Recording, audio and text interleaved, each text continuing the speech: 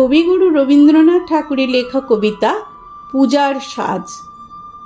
আশ্বিনের মাঝামাঝি উঠিল বাজনা বাজি, পূজার সময় এলো কাছে। মধুবিধু দুই ভাই ছুটোছুটি করে তাই, আনন্দে দুহাত তুলি নাচে। পিতা বসে ছিল দাঁড়ে, দুজনে শুধালো তারে, কি পোশাক আনিয়াছ কিনে? পিতা কহে, আছে আছে তোদের মায়ের কাছে, দেখিতে পাইবি ঠিক দিনে।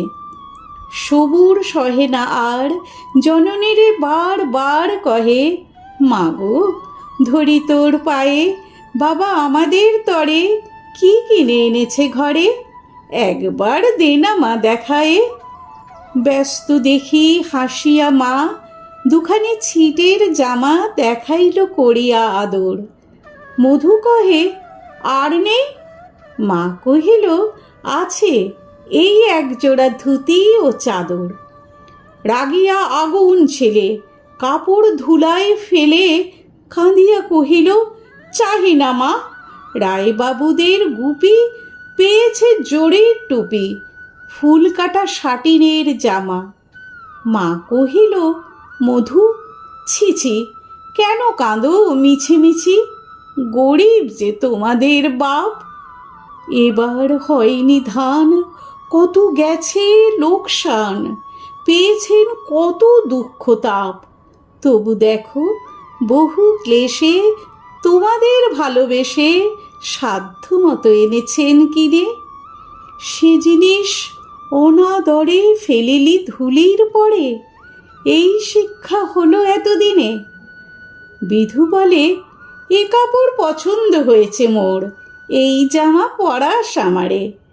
মধু শুনে আরও রেগে ঘর ছেড়ে দ্রুত বেগে গেল রায়বাবুদের দ্বারে। সেথা মেলা লোক জড়ো, রায়বাবু ব্যস্ত বড়, দালান সাজাতে গেছে রাত। মধু যবে এক কোণে দাঁড়াইল ম্লান মনে, চোখে তার পড়িল হঠাৎ। কাছে ডাকি স্নেহ ভরে, কহিন করুণ স্বরে, তারে দুই বাহুতে বাঁধিয়া, কি রে মধু হয়েছে কি, তোরে যে শুকনো দেখি। শুনি মধু উঠিল কাঁদিয়া, কহিল, আমার তরে বাবা আনিয়াছে ঘরে শুধু এক ছিটের কাপড়।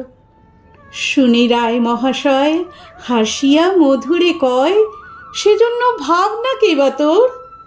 ছেলেরে ডাকিয়া চুপি কহিলেন, ওরে গুপি, তোর জামা দে তুই মধুকে।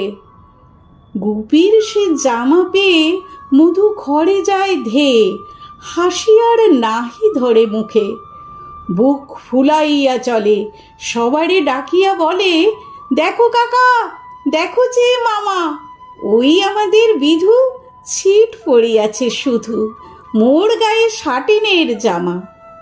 মা শুনি কহেন আসি, লাজে অশ্রু জলে ভাসি, কপালে করিয়া করাঘাত।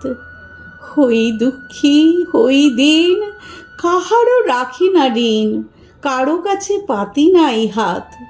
তুমি আমাদেরই ছেলে, ভিক্ষা লয়ে অবহেলে অহংকার করো ধে ধে। ছেঁড়া ধুতি আপনার, ঢের বেশি দাম তার, ভিক্ষা করা সাটিনের চেয়ে। আয় বিধু আয় বুকে, চুমু খাই চাঁদ মুখে, তোর সাজ সবচেয়ে ভালো। দরিদ্র ছেলের দেহে, দরিদ্র বাপের স্নেহে, ছিটের জামাটি করে আলো।